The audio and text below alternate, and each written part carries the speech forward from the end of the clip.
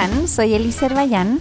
Y yo soy José Utreras, también conocido como Planeta Errante. Y les damos la bienvenida a Jugo de Ciencia, un podcast de dos astrónomos que hablan de cualquier cosa de ciencia. Y Elis, te quería preguntar si viste la película El Diablo Viste a la Moda o Devil Wears Prada. Sí, pensé que me ibas a preguntar por Avatar. Podría Sí. haber preguntado por Avatar también. Sí, pero sí vi la película que tú dices. Es que hay una escena que me acordé con lo que vamos a hablar hoy día. Que no le sé si tú la dice- recuerdas. Sí, le dice, ¿tú crees que te pusiste ese chaleco azul cerúleo porque te da todo lo mismo? No, fue porque gente del mundo de la moda eligió ese color el año no sé cuánto y lo eligieron por X razón. Sí, me acuerdo. Creo que dice azul cerúleo, ¿o no? Yo me equivoqué, Sí. creo que le dice Sí, sí. azul cerúleo. Claro, le dice que no era azul, ni turquesa, ni ultramar, sino que era cerúleo. Azul cerúleo. Estas son como las cosas que el cerebro memoriza y uno no sabe por qué. ¿Por qué memoricé esta parte de esta película? Y que decía precisamente azul cerúleo. Sí, ahí yo estoy impresionado con tu memoria, de que te acordaba que decía azul cerúleo. Yo creo que era porque era la primera vez que escuchaba el término azul cerúleo, probablemente. No sé si lo conocía de ya. antes. Yo creo que no. Yo lo conocía de antes por jugar Pokémon. En los Pokémon... Sí, es que había una ciudad azul en el juego de Pokémon que se llamaba Cerulean City o algo así. Y era de color azul. Ya, ok. No, yo no sabía. No. Bueno, y de eso vamos a hablar. De Pokémon y de... No. Vamos a hablar del color azul. El color azul puede sonar un poco random, que hayamos elegido hablar del color azul. En realidad nosotros habíamos pensado hablar de los colores y José Sí. rápidamente se dio cuenta de que quizá era mucho. Sí, hay muchas cosas sobre los colores y hay como temas específicos para cada color y no terminaríamos nunca, así que teníamos que elegir uno solo. Pero mira, lo bueno es que si nos quedamos sin temas, podemos empezar a hacer todos los colores. ¿Cierto? Sí. En el futuro podemos hablar del rojo o del amarillo. Ahí nos pueden mandar comentarios y decir de qué otro color les gustaría aprender. Claro, como el amarillo crepúsculo. Ese también me gustaría entenderlo mejor. ¿Y qué vamos a hacer? Esta vez lo que vamos a ir haciendo es contar un poquito sobre diferentes colores, como tal cual lo hacía Miranda en la película, que diferenció los colores. Vamos a hacer Así algo es. parecido. Tratar de ir hablando de diferentes azules que aparecen en la historia. Y su relación, claramente, con la ciencia también. Sí, yo creo que quizá una de las primeras cosas que podemos decir es, claro, las cosas que nosotros vemos con nuestros ojos de color azul en general son el cielo, el mar, que son cosas desde las que no podemos sacar pigmentos. No nos sirven para colorear. No es como que pudiésemos no. como tomar un pedacito de tierra azul y usarlo como pigmento. Entonces es extraño porque es un color que está súper presente en nuestra vida, pero que si lo pensamos no hay muchas cosas en la naturaleza que tengan ese color. Claro, no hay muchas cosas. Y también algunas de las cosas que hay, que uno podría imaginar, no sé, como algunos hongos. Hay algunos hongos que son de colores azules, Ujú. pero cuando están expuestos a la luz y al aire cambian de color. Así que tampoco sirven como para pintar algo. Claro. Así que no sé si el José eligió específicamente el color azul porque era muy bacán, pero yo encontré que era un color bien especial. Pero claro, como Sí, dice José, sí. todos tienen cosas. Sí, pero parte del motivo de hablar del color azul es que es un color raro, un color extraño. Sí. Pero a pesar de que es un color extraño, cuando hacen estadísticas sobre los colores, es el color favorito de la mayor parte de la gente, hombres y mujeres.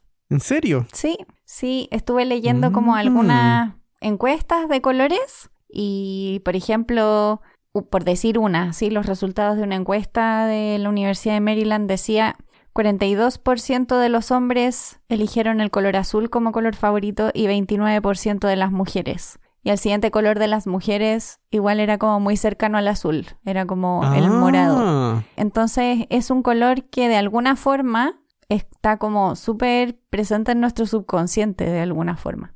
Eso no me lo esperaba, no me lo esperaba. Y hay algunas teorías, porque bueno, estas encuestas de los colores no las hacen solo como para saber cuál es el color favorito de la gente. No es para la portada del diario solamente. Claro, no es para que yo venga acá a decirles. No, pero tenían algunas teorías de por qué el azul es un color, tiende a ser el color favorito de la gente. Y además uno de los que cuando le preguntas a la gente cuál es el color que menos le gusta, el azul es el menos mencionado. Entonces, igual hay un tema. Y decían que no sabían si en realidad tiene que ver con efectivamente el subconsciente de el cielo despejado, como algo quizá como más profundo en nuestro ser animal, que realmente que sea bonito per se, sino como la relación que tiene el color en nuestra vida. No tengo idea, tampoco indagué profundamente en ello, pero me pareció interesante. Sí, es curioso. Bueno, y por eso mismo nuestros antepasados han querido utilizar este color para pintar, para plasmar, para decorar, para todo. Y ahí es donde se pone la cosa complicada, por lo que decíamos. Claro. ¿De dónde sacas ese color para usarlo? Hay que encontrar un lugar donde sacar el color. Y algunos de los primeros lugares donde se encuentran son en minerales y en plantas. El segundo no me lo esperaba. El primero sí lo esperaba, pero el segundo no. No, el segundo yo tampoco me lo esperaba, pero yo ya lo sabía antes de que preparáramos este episodio. Yo no sabía. Pero lo contaré después, cuando lleguemos a ese momento. Ya. Y uno de los primeros que se usa, que hay un registro en Turquía, 6.700 años antes de Cristo. Ese número me impresionó. O sea, además lo impresionante es que sepan que es de 6.700 años antes de Cristo. O sea, ya partiendo por ahí. Sí, partiendo por ahí. Y ese color azul, ese pigmento azul que usaron en ese tiempo, se obtenía de un mineral de cobre llamado azurita. Sí, la azurita, no sé si alguna vez la han visto, es un mineral azul, pero de alguna forma es un poquito como vidrioso, como la parte azul del mineral. Tiene un color azul intenso, pero es como un poquito, da la sensación de que es un poquito transparente cuando lo ves. Esta es mi descripción horrible de un mineral. Por favor, gente que describe piedras, no se enoje conmigo. Pero esa es mi sensación, comparado con otras piedras que son azules o azuladas. Y la azurita es un mineral como poco preciado, en general. Y parece que es en general fácil acceso. Así que eso generaba que fuera común que lo pudieran utilizar. La verdad es que parece ser que cuando lograban hacer este pigmento no era un azul súper intenso. Porque lo que hacían era tomar la roca, molerla, y con eso se generaba un polvito, lo mezclaban con cosas y lograban que se generara como una pasta que se pegara. Pero tenemos que pensar que, claro, cuando uno pinta algo, uno quiere que ese algo perdure. Y ojalá que el color no cambie en el tiempo. Y ahí es donde se pone la cosa complicada. Sí, eso es lo que hace al final el azul preciado, porque eso es difícil. En el caso de este pigmento, al estar en contacto con el aire, ya se iba desvaneciendo el color. O al estar en contacto con otras cosas, como aceite, o a veces huevo, para tener como un aglutinador y que se pegue el color a otra cosa, con eso ya cambiaba el color del pigmento. Bueno, quizás hay que poner esto en perspectiva también. Y yo dije, la azurita no es un mineral que fuera súper preciado, pero lo primero que dijimos es no hay muchas cosas que sean azules en la naturaleza. Lo que quiere decir que de por sí, en la historia del uso de pigmentos, probablemente el pigmento azul siempre ha sido complicado. Siempre ha sido más difícil de obtener que otros, como, qué sé yo, el rojo, los colores tierras. Entonces, claro, dentro del mundo de los azules, quizás este no era tan valioso. No, o sea, probablemente se volvió poco valioso, eso es lo que yo me imagino, porque si al principio no hay otro azul, es lo que hay. Debe haber sido igual revolucionario, por lo menos pintar azul por un rato. Sí. efectivamente. Sobre todo que no deben haber habido, o sea, había azurita en varias partes, pero no debe haber sido como que todo el mundo encontraba azurita, así como paseando por el campo. Oh, mira, azurita. Claro, y bueno, obviamente esta historia no podría seguir sin que mencionemos a nuestros queridísimos amigos los egipcios. Yo creo que en todas las historias donde vamos hacia el pasado, siempre aparecen de una u otra manera nuestros amigos los egipcios. Y no sé si han visto artefactos egipcios, pero tienen en general muchas cosas de color azul, que están como esmaltadas en tonos azules. Era un color que ellos utilizaban harto. Pero la gracia de esto es que ellos fueron los primeros en crear un pigmento sintético. sí, a mí eso me dejó, no sé, sin palabras. Sin palabras. Miles de años antes de Cristo crean un azul sintético. Así es súper, claro, necesario por un lado, inesperado para nosotros que no sabemos nada de colores ni de historia del arte mucho, por el otro, porque, claro, hasta el momento aparentemente se utilizaba la azurita para hacer el color azul, eso requería del mineral, por supuesto, y si tú quieres utilizar mucho azul, necesitas generar un pigmento sintético. Primero para disminuir el precio del mismo y tener acceso en forma continua, que todo el mundo pueda tener acceso.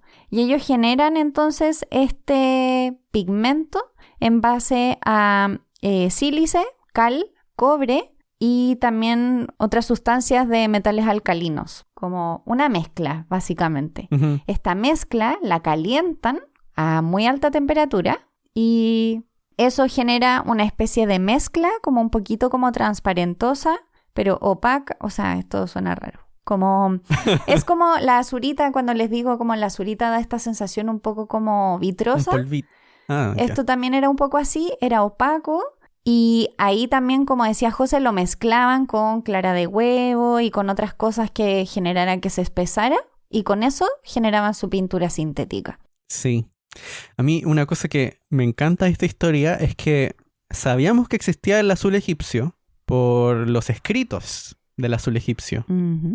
Así pero es. entre medio de la historia se pierde la receta. Bueno, sabemos que lamentablemente de Egipto se pierden muchas cosas. Sabemos, por ejemplo, que la información, por ejemplo, astronómica que conocían los egipcios, que conocemos, no viene por textos escritos en papiros, porque no existen, se quemaron todos, los quemaron todos, y finalmente la información proviene de textos dentro de tumbas, en salas, pinturas. Entonces, al igual que se pierde esa información, también se pierde toda esta otra parte técnica. La técnica de los pigmentos, las técnicas de las ingenierías y todo que finalmente los arqueólogos están todo el rato intentando descifrar de nuevo. Sí, y justo en este proceso para hacer el azul egipcio, que era lo que mencionabas en un principio, donde había que calentar estas cosas, algunos de estos pasos se confirmaron a través de experimentos tratando de replicar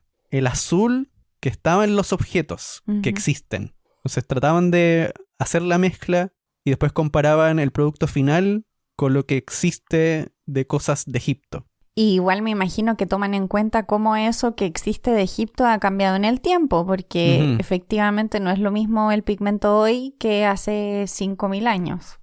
Ah, claro. Claro, puede ir cambiando en el tiempo. De hecho, a varios pigmentos les pasa eso. Y yo creo que eso es algo que uno nota a veces cuando uno ve un cartel en la calle de un lugar antiguo que era de un color y después ya no tiene los mismos colores. Claro, o a uno le pasa también por el sofá de la casa, el lado donde le da el sol, y uno no se da cuenta hasta que se muda y lo mueve. Y ahí uno se da cuenta de que por detrás sigue teniendo el color original y el sofá ya no es como uno creía que lo compró. Es como típico. Tengo una amiga, si Erika nos escucha le voy a mandar un saludo, que compró una parca y la dejó al sol. ¡Oh! Y era una parca nueva, la dejó al sol, no sé, se la había puesto una vez, súper poco. Y el sol se comió el color de la parca. Y durante mucho tiempo se la puso así porque era nueva, la había comprado hacía poco. Y ahí quedó la mancha. Yo creo que no lo va a volver a hacer. Sí.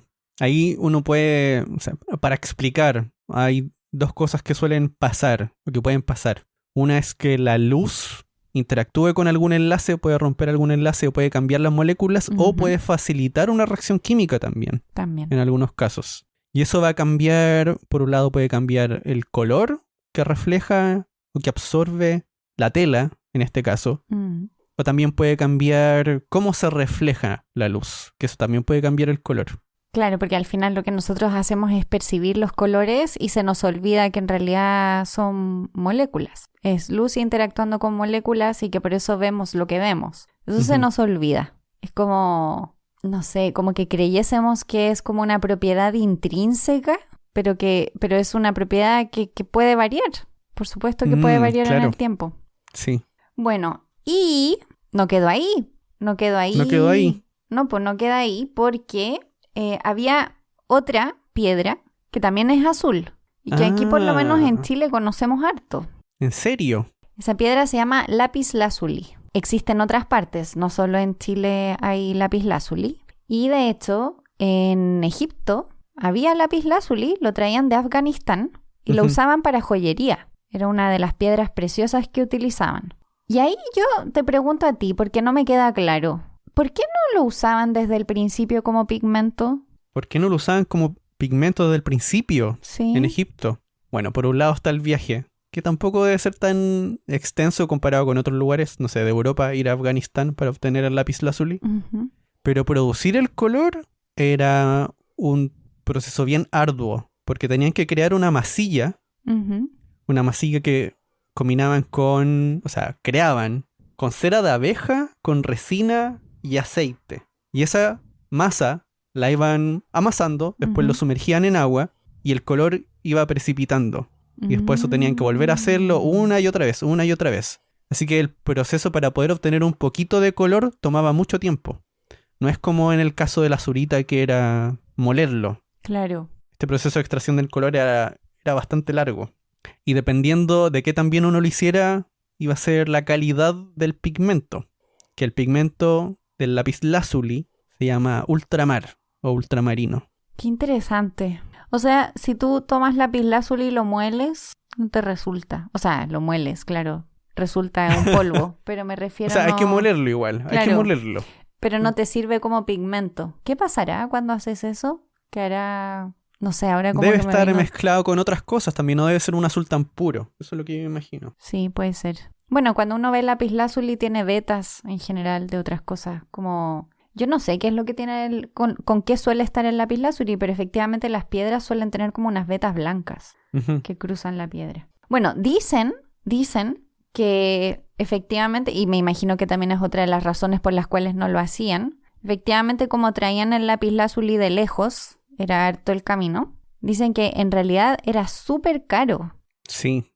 Una de las cosas que encontré era que los artistas de la época que querían usar el ultramar como color, que de hecho ni siquiera hemos dicho qué significa todavía ultramar.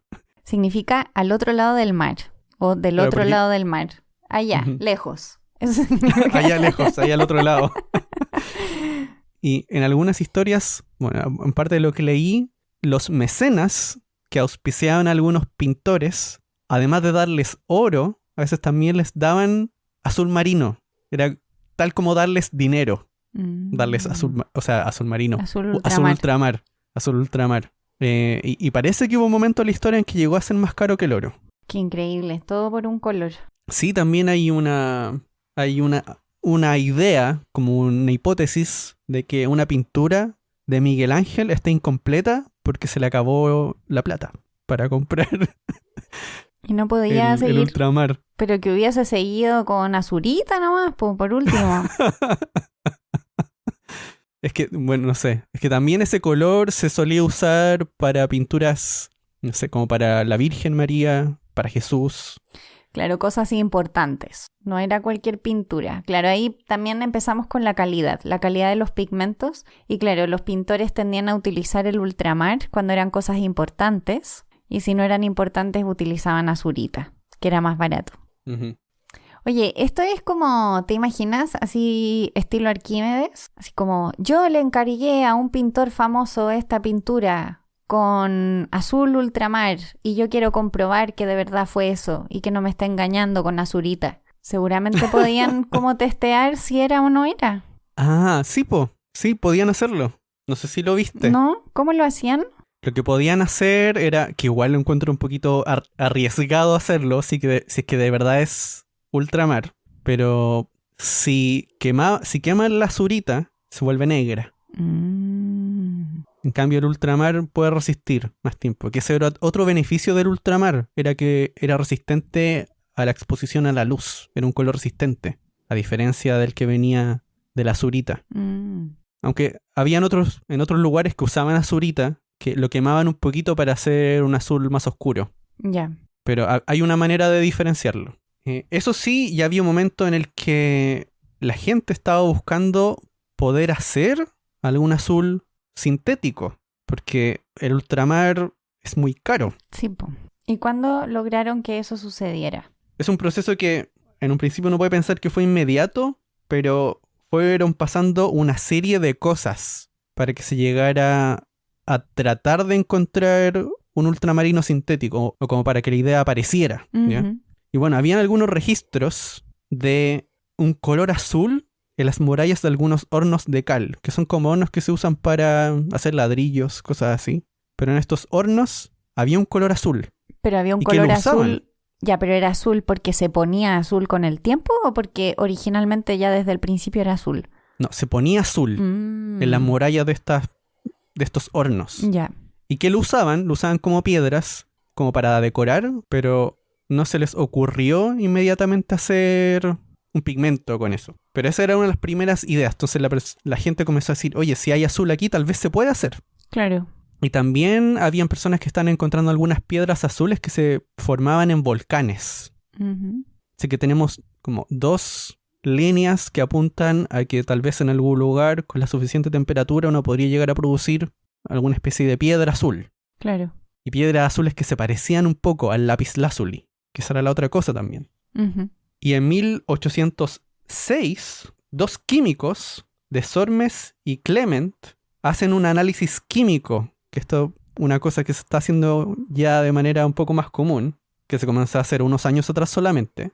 Analizaron químicamente el ultramar, porque Ya. había otras personas que habían analizado químicamente la piedra, el lapislázuli, el mineral. Y encontraron que tenía sílice, alúmina, soda y azufre, soda cáustica. Y ya con esto, como teniendo una idea de qué es lo que hay en el color, otras personas comenzaron a intentar hacerlo de manera sintética, pero el empuje vino por un premio que se ofreció. Se ofreció un premio de 6.000 francos, por creo que la Sociedad del Fomento a la Industria de Francia.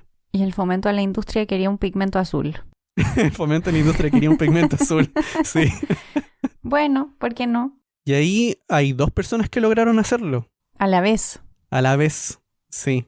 Una es Jean-Baptiste Guillemette en 1826, pero él esperó un poco para publicar sus resultados, esperó a mejorar el proceso. Ujú. Y de hecho, mientras estaba haciendo los experimentos, le mandó un poco de esta pintura, de este pigmento, a un pintor amigo que se llamaba Dominic Ingres, y que dijo que era el mejor azul, que lo prefería a los ultramar que El azul vendían más en otro lugar. azul.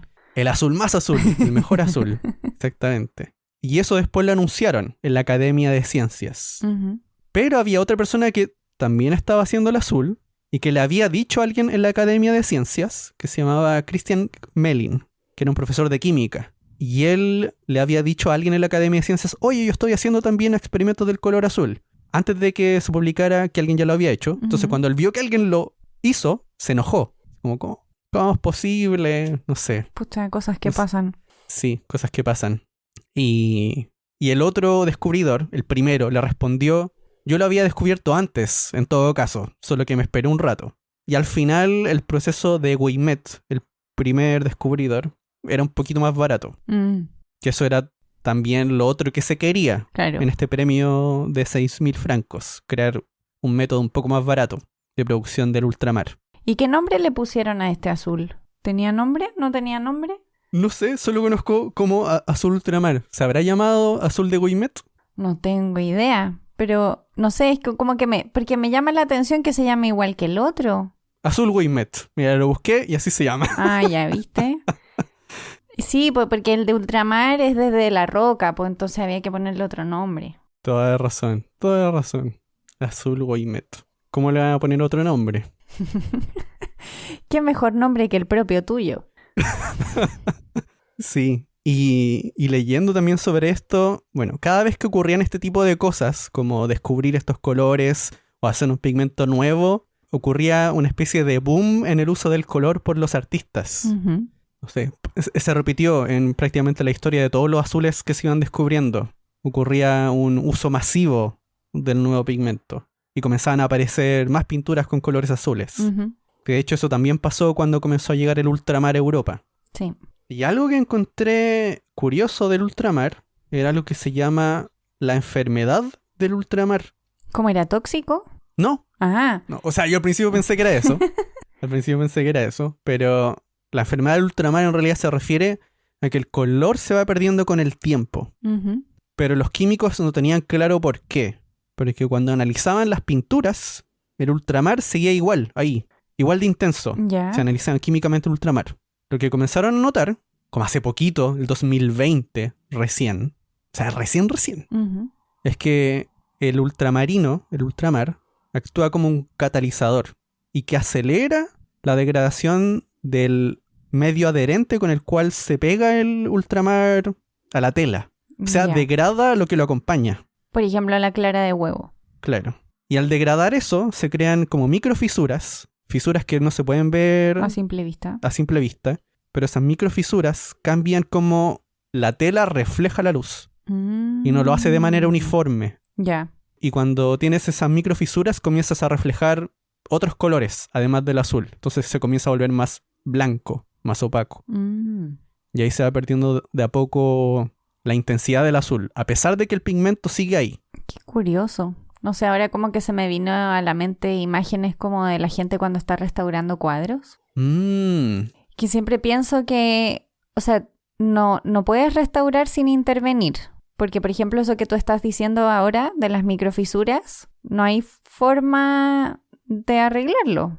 A no ser No. que, entonces, si de verdad quieres devolverle el color, vas a tener que ponerle color. Pintarlo, sí, claro. Y al final aquí lo único que uno puede hacer para proteger la pintura es menos exposición a luz, Claro. para que sea más lento. Bueno, yo creo que por eso hay muchos museos que tienen salas súper oscuras. Sí. Oye, no sé si puedo contar otra cosa al ultramar. Ya, dale. Es que yo leí esto y debo decir que igual me reí un poco. Porque, bueno, el 2020, investigadores de la Universidad de Ámsterdam intentaron replicar el proceso del ultramarino Ya. en el laboratorio. Pero con el lapislázuli. Pero claro, con Ya. el lapislázuli, no el ultramarino, el ultramar sintético. Y aquí la investigadora Katrien Keune dice que siguieron las instrucciones al pie de la letra, ¿ya? Incluso las instrucciones más raras, porque había instrucciones súper raras, como una que decía que el pigmento debía ser extraído por las manos de una joven mujer. Y Ya. ella dijo que al final eso resultó ser un buen consejo, porque a las investigadoras sí les resultaba, a los investigadores no.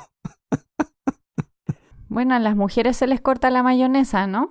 Dicen. ¿Qué? No había escuchado nunca esa frase. Ya, pero eso no tiene ningún sentido.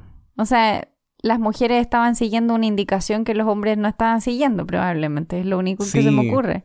Sí, debe haber algo extra en el asunto. Pero también parte del experimento que, por un lado, trataban también de investigar la enfermedad del ultramar. Ujú. Querían ver qué diferencia hacía calentar la piedra. Porque habían recetas donde se calentaba la piedra y otras recetas donde no se calentaba la piedra. Ujú. Y al final vieron que cuando calentaban la piedra, era más fácil extraer el pigmento antes. Ya. Y también el color parecía ser un poquito mejor, porque se degradaba menos rápido. Ujú. ¿Y cuál era la gracia de esto? Que había una diferencia química al final en el pigmento, cuando se calentaba y cuando no. Había una manera de diferenciarlo. químicamente. Y lo que hicieron después era extraer muestras de algunas pinturas antiguas, y solamente viendo eso, viendo como una muestra de pigmento de una pintura antigua, podían decir, sí, aquí calentaron antes la piedra lapislázuli para hacer este pigmento. Y en esta otra no, en esta otra lo usaron directamente. Qué increíble. A mí, no sé, quedé impactado con como poder hacer eso, decir, esto lo calentaron antes, siquiera de hacer el pigmento, calentaron la piedra. Qué increíble la investigación, como los procesos, lo que nos pueden enseñar sobre cómo hacíamos las cosas antes. Sí, también quedé ahí impactado con todo lo que podemos hacer ahora. ¿Y te parece que nos vayamos ahora a una pausa para después seguir hablando del azul? Sí, me parece. De ahí continuamos con el azul.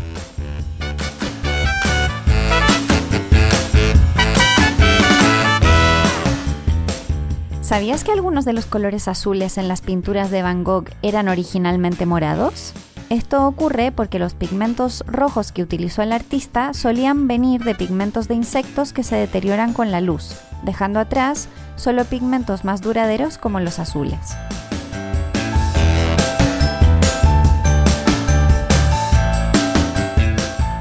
Y volvemos para hablar de azules. Ya hemos hablado del azul egipcio, del azul ultramar, del azurita y seguro de más cosas que ya se me olvidaron y que lo hablamos hace 10 minutos. Sí, el azul de Goimet, que en realidad, bueno, era ultramar igual. Y hay otros azules también. Un azul que la primera vez que yo lo escuché fue cuando veía los colores que había clasificado Newton. Wow. No sé cómo llegamos a Newton ahora. Sí, es que esa fue la primera vez que yo escuché de ese color.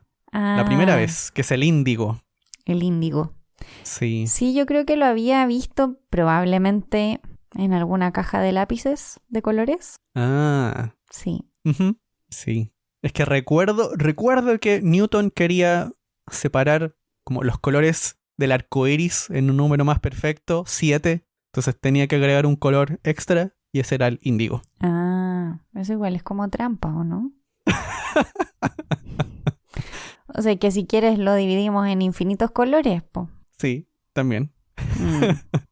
¿Y por qué el azul índigo es importante? Todos los azules tienen su historia acá. Bueno, este azul índigo es bien diferente a los otros, a por lo menos los orígenes de los otros, porque este azul o el pigmento proviene de plantas, especialmente de plantas que son del género de la indigófera y que suelen encontrarse en los trópicos. En otros lugares hay otras plantas también de las cuales se puede extraer el índigo, pero que no lo tienen tanto como esas otras plantas que uno puede encontrar en los trópicos. Uh-huh. Y uno de los lugares donde se comienza a usar el índigo, o de los primeros lugares donde se sabe, donde se supo que se comenzó a usar, era en la India. En realidad no fue el primer lugar, pero por harto tiempo en la historia de ahí venía el índigo. Y por eso se llama índigo también. Sí, yo supe de este color, o sea, o del origen de este pigmento en un viaje a México. Y la guía turística tomó unas hojas de una planta y le acercó un cigarrillo que estaba encendido. Y entonces cuando se empezó a calentar la hoja se volvió azul. ¡Wow! Sí, y ahí dijo, bueno, este es uno de los ejemplos de los lugares de donde sacaban pigmentos. Y ahora que estaba leyendo esto, como que todo se conectó por fin. Sí, y bueno, y ahora que mencionas eso, como dije inicialmente, de ahí provenía, pero el primer lugar donde se usó como pigmento fue acá, en Sudamérica, o en América Central también, Uh-huh. Mesoamérica. Sí, por eso también hay personas que lo conocen como el azul maya. Uh-huh. Y esto es como de unos 4000 años antes de Cristo, los primeros usos aquí en este continente. Tengo que hacer una Increíble. acotación porque me acabo de acordar que lo que mostraba la guía no era la hoja de la planta, sino el pétalo de la flor. Ah. Era el pétalo de la flor que cambiaba de color. Creo que la flor era como rosada y cuando le acercaba se ponía azul. Sí, estaba pensando como la hoja no cambió nunca de color, no, el pétalo. Bueno, como decía José, este tipo de pigmento se utilizaba en muchos lugares y de hecho también sabemos de otras partes donde hay muchas cosas en tonos azules. Por ejemplo, China. En Japón también hay pinturas que son azuladas.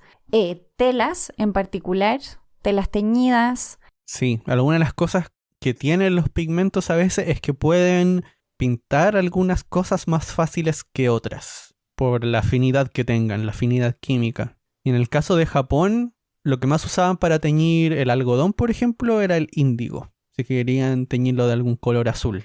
Y ahí tratando de ligar esto con Europa, porque, bueno, ahí hubo un centro del arte por harto tiempo. Fue recién en el siglo XV, ahí cuando se descubre una ruta marítima directa a la India. Entonces aquí se podían saltar los impuestos de tener que viajar por entre medio. Y ahí el uso del índigo aumenta explosivamente en Europa. Como les decía antes, cada vez que hay alguna cosa con estos colores, aumenta el uso.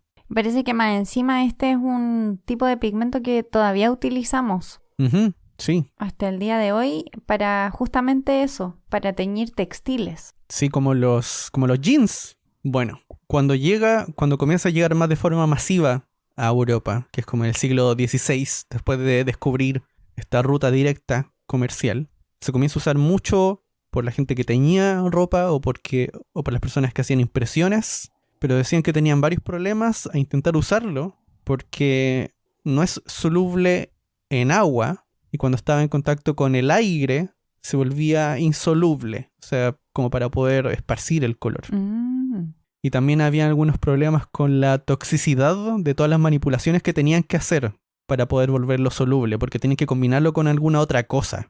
La idea es combinarlo con algún agente que permitiera diluirlo y después volver a exponerlo al aire para que se volviera insoluble y se quedara pegado, no sé, a la tela. Y uno de los métodos que lo encontré súper asqueroso, así que aquí tal vez pueden adelantar unos cuantos segundos. Me voy a tapar los oídos y voy a dejarlos a ustedes que escuchan a José. La.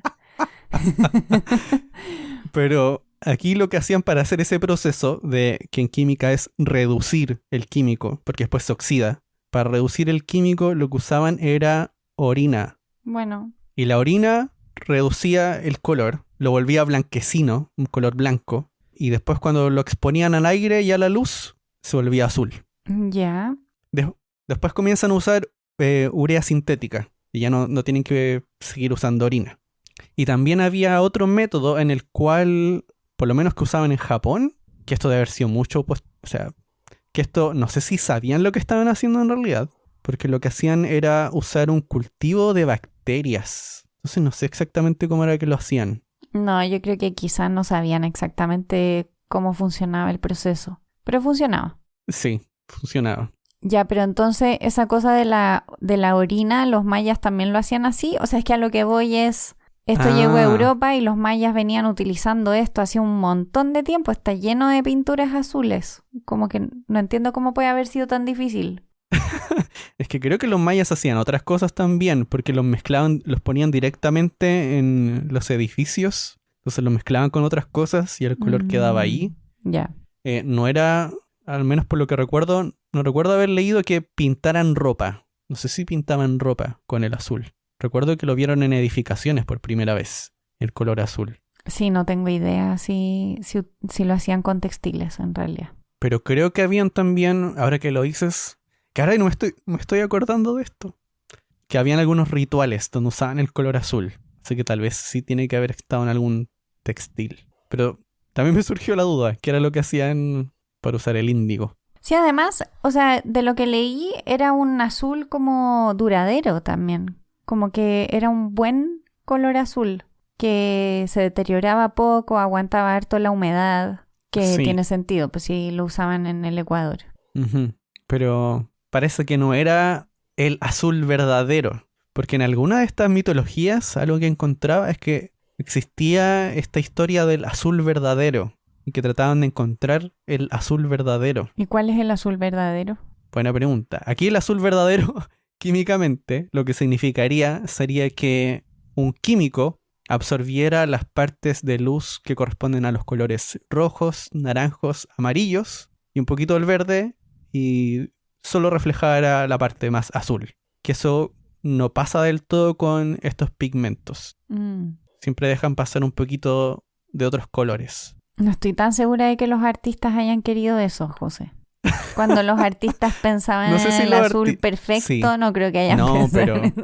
No, pero me refiero... Claro, no creo que hayan... Sí. Seguramente se referían a lo que veían en la naturaleza cuando hablaban del azul perfecto. Poder conseguir el mismo azul que era el que estaban viendo. Ujú. Sí. Y parecido a lo que pasó con el ultramar, bueno, varios años más tarde, en 1865, el químico alemán Johann Friedrich Wilhelm Adolf von Baeyer, medio nombre, en el 1865 comenzó a trabajar con el índigo. O sea, comenzó a trabajar. Y ya para el 1880 pudo culminar con la síntesis del índigo sintético. Y que se comenzó a producir ya en masa en 1897. Y para 1913 se produce en 1897 de forma como industrial. Y en 1913 el índigo natural ya fue completamente reemplazado por el sintético. Fue bastante rápido el reemplazo. Así parece. Bueno, si el proceso era más barato, que es lo más probable. Ujú. Y ahora vamos a hablar de otro azul que se llama el azul de Prusia. Ujú. Y esta historia es rara, básicamente porque no sabemos cuál es la historia. Yo leí 2 historias que no tienen nada que ver Ya. y no tengo idea qué fue lo que pasó. Solo sé que fue accidental. Eso es todo lo que sé, con Sí, certeza. eso parece que es la parte en la que todos coinciden. Sí. Ya, pero voy a contar una al azar, Ujú. porque no sé cuál de Ya. las dos. Ya, entonces voy a leer la más rara.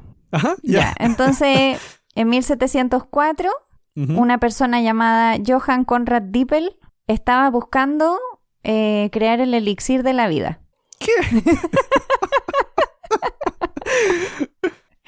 Ya, y el elixir de la vida se suponía que era como una medicina que iba a curar todos los males. Ujú. Ya, estas son palabras del lugar donde lo saqué. Con un aspecto semejante al alquitrán líquido, con un sabor y olor muy desagradable. Ay. Y dice que terminó siendo usado durante la Segunda Guerra Mundial para hacer el agua imbebible y deshidratar a los enemigos. ¿Qué? No entiendo. Ay, Dios mío. Y bueno, esto era una destilación de distintas cosas animales. Tenía como cuernos, sangre, cosas. Era Ujú. como un brebaje. Ya. Y entonces, esta persona, o sea, estaba con este elixir de la vida y estaba trabajando con Johann Jacob Diesbach, que era una persona creadora de colores, y él había traído como un lote de carmesí, este pigmento rojo que es de estos insectos que se aplastan y sale el pigmento rojo, que se llama cochinilla. Entonces estaba eso, y resulta que Diesbach empezó como a experimentar con las cosas del brebaje de Dippel, que tenía como, qué sé yo, cuernos, piel, sangre, cualquier cosa. Y cuando mezcló todo, como que Ujú. se generó una reacción química y apareció un fuerte color azul. Y ya está. Fue como que juntaron la cochinilla con otros objetos, con otras cosas como orgánicas y Ujú. se generó esta reacción química que generó este color azul, inesperado. Ujú. Y eso, y bueno, y era fácil, básicamente mezclaron cosas y sucedió y era súper intenso. Eso fue lo Sí. que yo leí. Sí, también leí varias cosas un poco diferentes, como una que era que él quería hacer rojo y sacó unos materiales de Dippel, o sea, Diesbach sacó unos materiales de Dippel Ujú. y él no sabía que estaban contaminados con, no sé, con sangre y con esas cosas de animales. Ujú. Y queriendo hacer rojo terminó con azul y que dijo, oh, miren, hice azul. Y fue corriendo a decir, miren, hice azul, se lo voy a vender. Y después cuando trató de hacerlo de nuevo, no le salió. Y que le dijo a Dippel, oye, ¿sabéis qué? Hice azul y no pude. Y ahí se dieron cuenta de que estaba contaminado y comenzaron a hacerlo de nuevo. Mm. Y comenzaron a comercializarlo. Pero también hay otra historia en la cual dicen que ambos en realidad estaban trabajando para otra persona que se llama Leonard Frigg. Y que fue esta persona la que al final se quedó como con la... no sé si decir la autoría o quedó siendo como el dueño del nuevo color, el azul de Prusia, o también conocido en algunas partes como azul de Berlín, porque eso es lo que se ve en algunas cartas que él compartía con otro científico, que decía, no sé, gente que trabajó para mí descubrió esto, ahora estamos, y yo lo mejoré y ahora estamos vendiendo el azul en todas partes. Hay como un problema de autoría Sí, en ese sí, no descubrimiento. sé. Bueno, es que entre el elixir de la vida, que era un brebaje imbebible, la cochinilla mezclada con esta cuestión contaminada y que más encima fue supuestamente como encargado por alguien, no sé, es todo medio misterioso. Sí. También otra de las cosas que encontré curiosas fue que después otras personas trataron de comenzar a hacerlo también, cuando se libera mucho tiempo después la forma de hacerlo, eso sí, porque se mantiene por secreto. Eso era algo que pasaba usualmente con algunas de estas cosas. Algunos de los procesos se mantienen como secreto porque recuerden que el azul es súper caro. Entonces Sí. poder crear una compañía que cree un azul ya va a otorgar cierta cantidad de flujo de dinero. Pero después cuando ya se descubre cómo se hace, hay gente que dice, miren, se puede hacer con otras cosas, además. Y bueno, muchas pinturas famosas que nosotros conocemos usan este pigmento. ¿Sí? Sí, por ejemplo, lo usaba Picasso para sus obras de la época azul. Eran con este pigmento. También esta ola del pintor japonés Hokusai. Hokusai. La ola está hecho también con azul de Prusia. Y bueno, yo también me preguntaba que por qué se llamaba de Prusia, no sé si era verdad, pero decían que era porque era el color de los uniformes del ejército de Prusia. Ah, yo pensé que era porque estaban en Berlín solamente. No sé, pero eso decían. Hay muchas referencias a colores azules o sea, muchos nombres de azules hacen referencia o son reconocidos por ser utilizados por uniformes del ejército. Ujú. De distintos países. Y este pigmento igual es como súper raro, porque tiene varias otras cosas asociadas también. ¿Sí? Sí, por ejemplo, los cianotipos de Ajá. John Herschel ¿Qué es eso? es como una especie como de fotocopia. De hecho, hemos hablado de eso en un episodio, que es como una copia de una imagen y este proceso fue diseñado por John Herschel en como los años 1840 y también utilizaba el azul de Prusia. Y parece que de ahí viene cuando decimos los blueprints, que son como estos planos como azules que se ven como de edificios y de construcciones que son en tonos azules. Parece que así partieron siendo azules, porque se utilizaba este pigmento para hacer ese procedimiento, el azul de Prusia. ¡Wow! Y también se utiliza para intoxicaciones de metales pesados. Como medicina. Como medicina, sí. A mí me daría miedo igual utilizar un pigmento como medicina. No sé, me parece un poquito sospechoso. Pero sí, pero parece que se utiliza. ¡Wow! Igual es bueno saber que hay otros usos. Hay otros usos además de pintar. Se encuentran otras cosas que se pueden hacer con esos materiales. Claro, también puedes hacer otras cosas, puedes envenenar gente. Porque puedes obtener cianuro a partir del azul de Prusia. Ah, chuta. Sí, Bueno, de ahí viene la raíz de la palabra también, el cianuro. Cianuro, sí. Del cian, del azul. Le hizo a todo, mira, democratizó el color, salvó vidas, fotocopias, cianuro y matas gente, no sé, como que da toda la vuelta completa. Bien versátil. Muy buen color. Y ahora vamos a hablar de otro azul que, a ver, José, ¿de qué estará hecho el azul cobalto? ¿De qué estará hecho, cierto? ¿De qué estará hecho? De cobalto. Así es. Oye, igual podría no ser, ¿ah? Porque, no sé, hay muchas cosas que los nombres no corresponden con la realidad. Pero sí, es un azul que está hecho a base de cobalto y que históricamente fue muy utilizado para pintar cerámicas. Sí, cierto. La típica porcelana china que es como blanca con dibujos azules. Sí, se tiene azul cobalto. Algo que me gustó aquí del azul cobalto, por lo menos, es que todo parte como algo político. Wow. Inicialmente, porque, bueno, es inicio del siglo XIX. Uh-huh. Napoleón nombra a un químico llamado Jean-Antoine Chaptal como ministro del Interior. Ujú. O sea, ministro del Interior, un químico. Curioso. ¿Por qué no? Y este ministro le encomienda a otro químico llamado Louis Thénard que encuentre un pigmento que reemplace el azul marino. Perdón, el azul ultramarino, el azul ultramar. Y también que mejorara el azul de Prusia. Ya.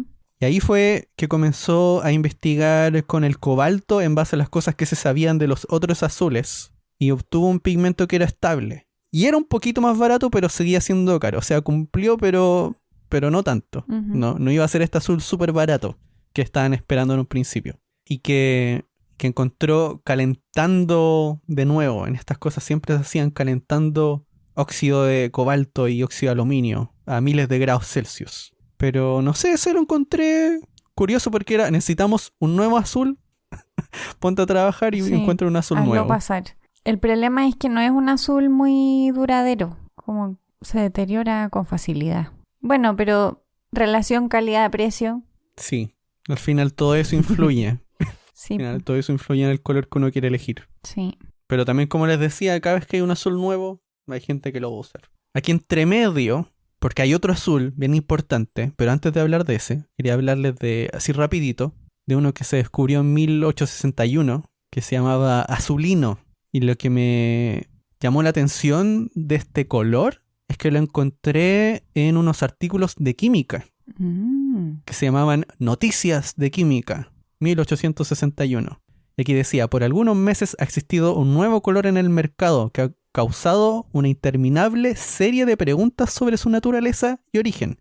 O sea, a los químicos les llegaban preguntas, oigan, ¿de dónde salió este color? ¿De qué está hecho? Y en estas noticias de química dicen, no sé, que sus informantes les decían que era azul prusiano combinado con otra cosa, pero decían, hicimos el análisis químico y no es azul de Prusia. También nos dicen que lo hicieron con pigmentos de tal cosa, tampoco es.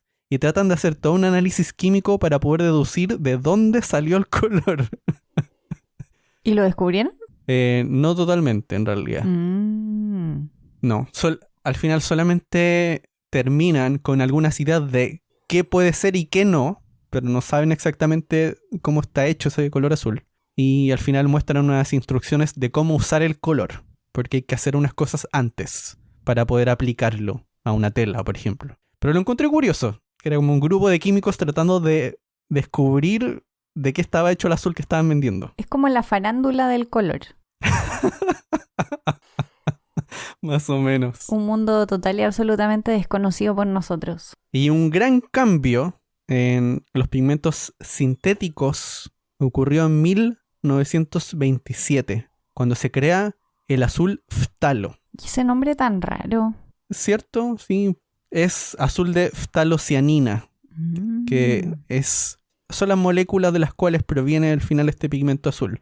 La gracia, eso sí, es que también fue uno de los colores que fue descubierto de manera accidental. Se descubrieron algunas trazas de estos colorantes en una fábrica, que igual era una fábrica de colorantes, y que detectaron esta cosa, pero no sabían qué era. Era una impureza al final, y querían saber exactamente de dónde provenía esta impureza. Y para hacerlo, tienen que comenzar a hacer análisis químicos con esa impureza, combinarlo con algunas cosas. Y mientras estaban haciendo eso, es que terminan descubriendo este color nuevo, este nuevo colorante azul.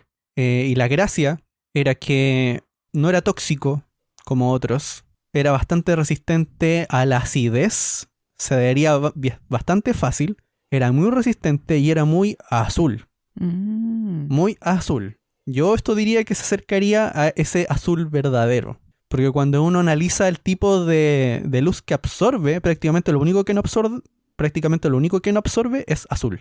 Claro. Entonces lo hacía un azul muy intenso. Y se comenzó a comercializar con el nombre de azul monastral. Y otra de las cosas interesantes que tiene es que de todos estos descubrimientos es el único de los antiguos de los cuales se encontró un video súper viejo donde alguien te explica cómo en el laboratorio descubrieron el azul.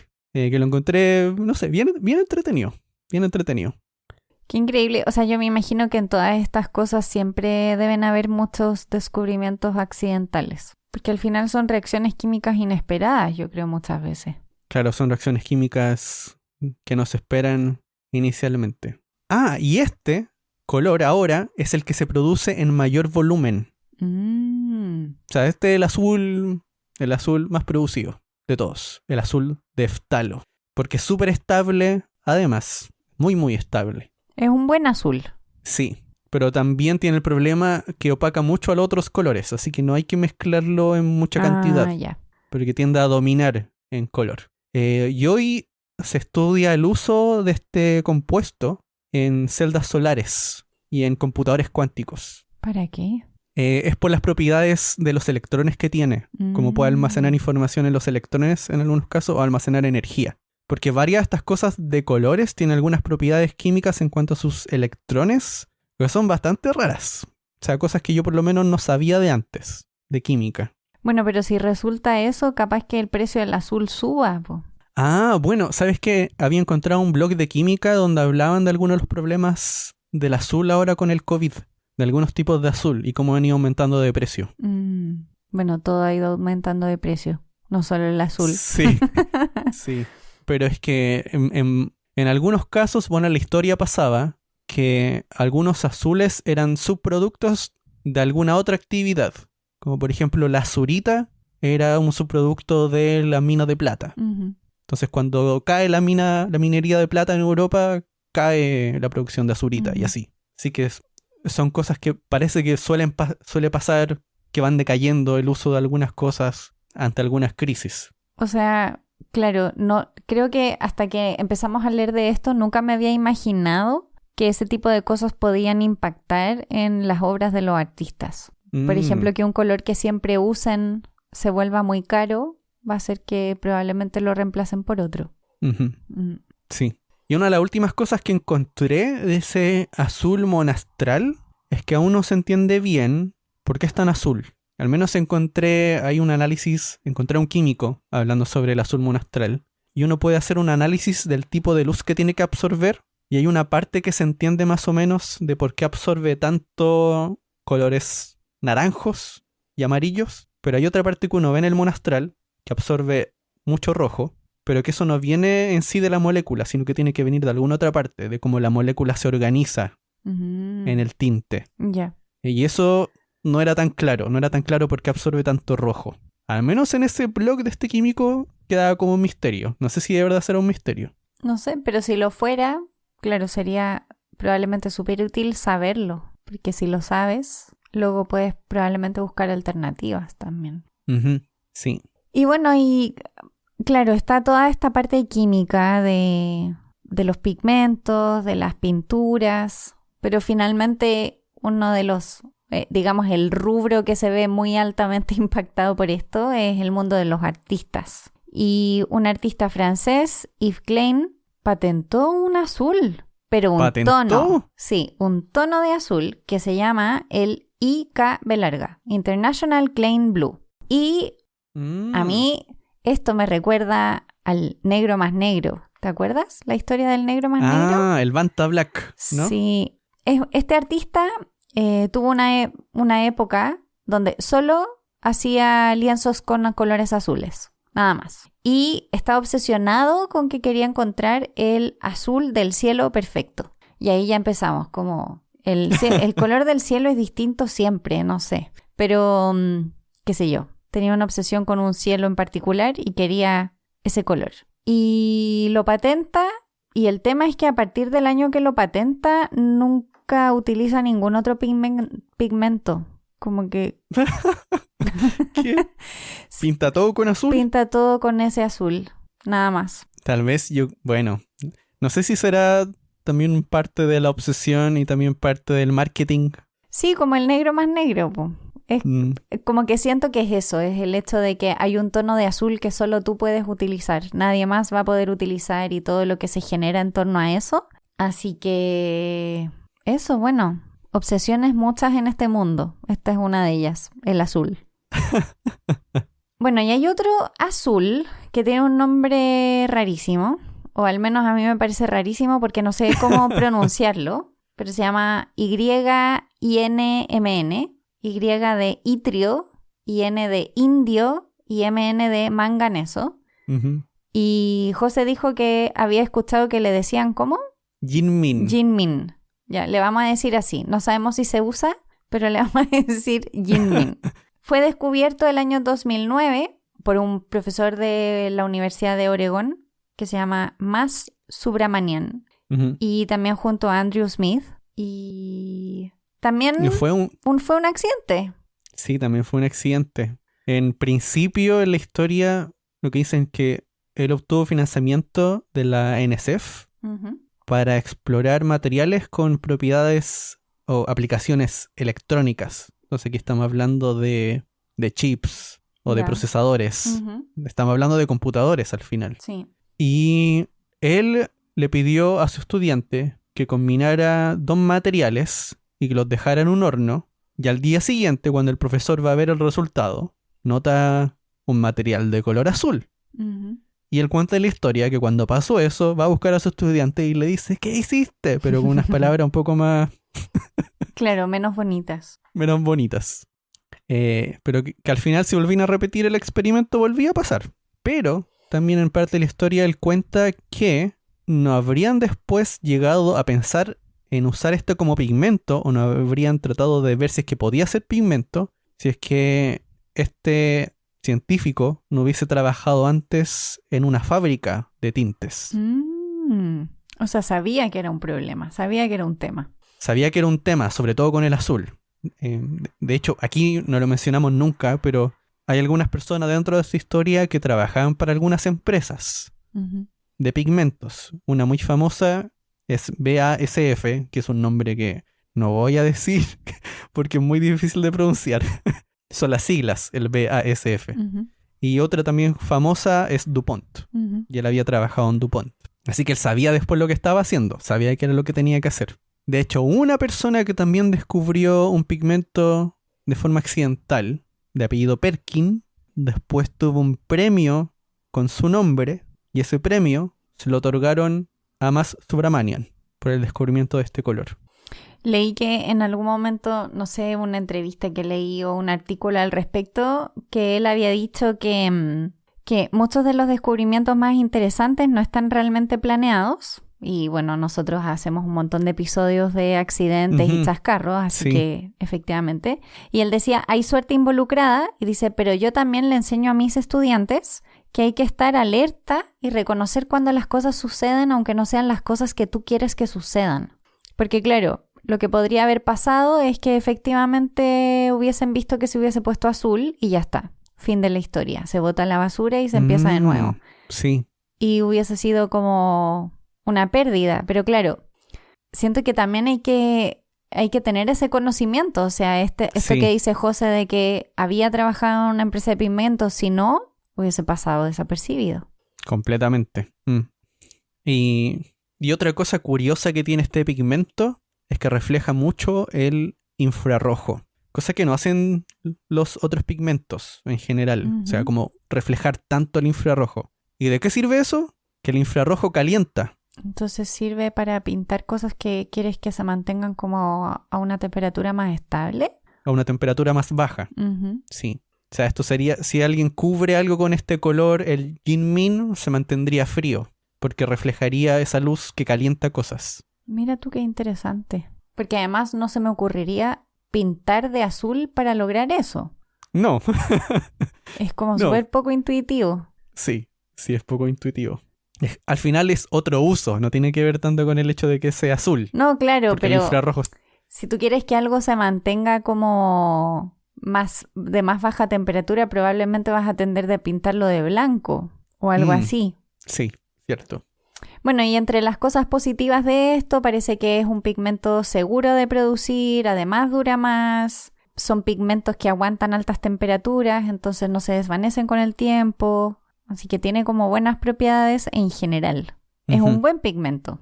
Un buen pigmento, sí. Y así con el azul. No sé si tienes Así con el azul. Yo algo más que... lo único agregar, que Elis. quería decir es que hace poquito vi la serie de la BBC sobre los dinosaurios, la nueva serie. Y Ujú. se les recomiendo, eso es lo primero. Eso no tiene nada que ver con el color azul, pero los dinosaurios aparecen con sus plumas los que se sabe que tenían plumas, y también con algunos colores. Y entonces yo me preguntaba cómo sabemos de qué color eran los dinosaurios. Y resulta que podemos saber de qué colores eran. Podemos saber a través de los fósiles.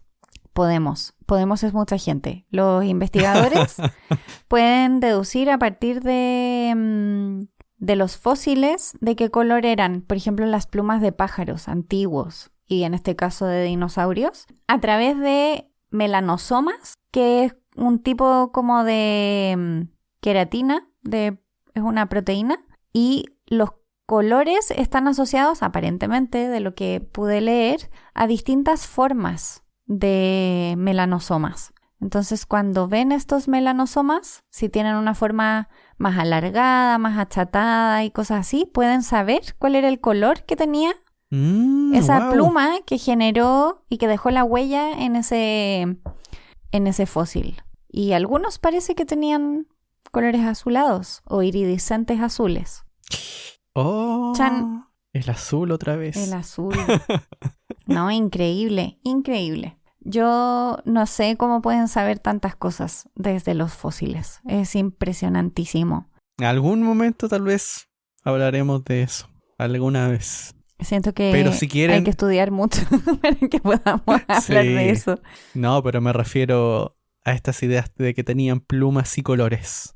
Sí. Porque hay una historia con eso que es bastante interesante. Pero si quieren escuchar esa historia, recuerden que nos pueden apoyar para que eso suceda. Y la forma de apoyarnos es yendo a Patreon. Porque esa es la manera en que pueden ahí aportar directamente y ayudar a que nuestro podcast continúe y cada vez sea mejor. Así que ahí los invitamos a que vayan a patreon.com/jugodeciencia. Y también, si es que quieren que hablemos de este tema, nos pueden escribir para decírnoslo, porque luego, claro, se nos olvidan. Cuando estemos el año próximo haciendo nuestra lista de temas, ya se nos va a olvidar. Y para eso se pueden poner en contacto con nosotros. Nos pueden seguir en redes sociales. Somos Jugo de Ciencia en Twitter, Instagram y Facebook. Y también nos pueden escribir a nuestro mail jugodeciencia@gmail.com. Esperamos que este episodio les haya gustado mucho, que hayan aprendido mucho, tanto como nosotros del color azul. Y nos vemos en el próximo. ¡Chao, chao! ¡Chao!